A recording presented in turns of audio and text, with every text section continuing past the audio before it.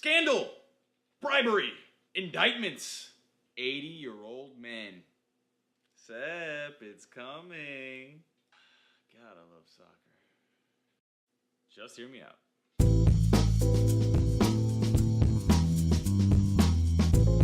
What is up, everybody? It's Anthony, and in this week's episode, we're talking about the highly publicized FIFA scandal and the elections that took place amidst all the chaos. So keep it locked. So for those of you who aren't aware of FIFA and their involvement in world domination, nah, I'm just playing.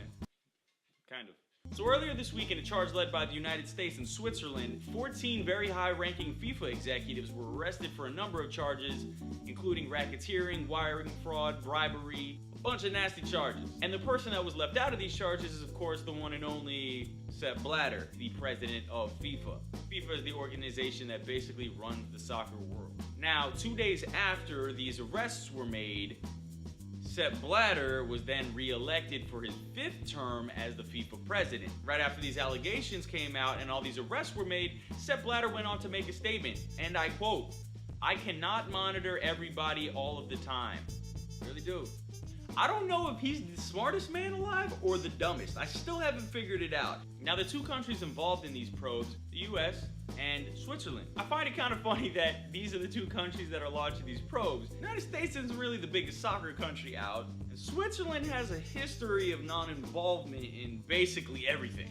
And the probes here are your typical straight out of Hollywood stories. Back in 2013, Chuck Blazer, who looks like Santa Claus's creepy brother, when he was arrested, they made Chuck Blazer an informant. They slapped a wire on him to pin other executives with some conspiracy charges. Basically turned into the last few scenes of Goodfellas. And for those of you who aren't really familiar with FIFA and Sepp Blatter's involvement with different issues, and just Google FIFA anything, just anything bad. Put FIFA, anything bad. Just put a bad adjective. Now, this story might seem grandiose at first glance for those who aren't familiar with it. However, if you're a soccer fan, it's been the elephant in the room for the past, I don't know, forever. And one may think now, how does nobody ever stop this guy? How does nothing ever happen to this guy? How is he so untouchable? And how did he just win this last election?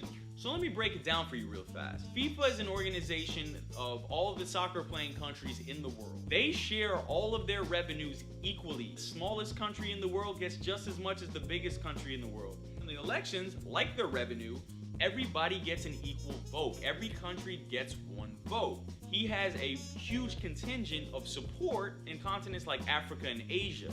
What Blatter's done was in 2010 brought the World Cup to Africa. In 2002 brought the World Cup to Japan and Korea. So he's already secured the loyalty of all of those countries in those two continents. FIFA presidents can run for as many terms as they want. There is no limit. So Sepp Blatter, having secured the loyalty of all of these countries through corrupt practices, has basically secured his presidency for an indefinite period of time. He has gone on record repeatedly making sexist statements, anti-gay statements. No other organization would ever tolerate that.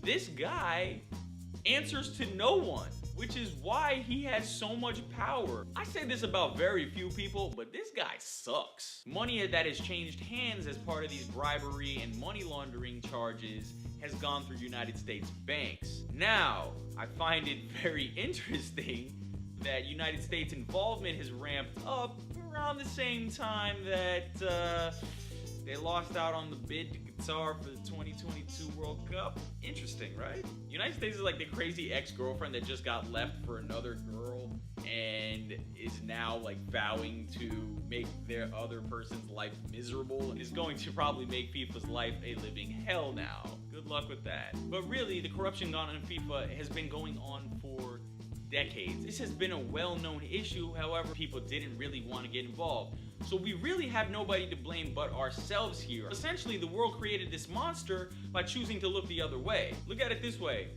At least he's not 30 years old. I'm not saying I want anything bad to happen to the dude, but if I heard he got struck by an asteroid tomorrow, I really wouldn't be that upset. On the other hand, though, the game has actually grown substantially with him as the leader of FIFA. Problem is that it comes at this cost. Unfortunately, this is kind of one of those things that we're not going to be able to do anything about. And the latest investigations by the United States could prove to present something. However, until that time, it's kind of just going to be more of the same story, unfortunately. So we're really gonna have to, at this point, see how things play out. But, Sepp, they're coming for you.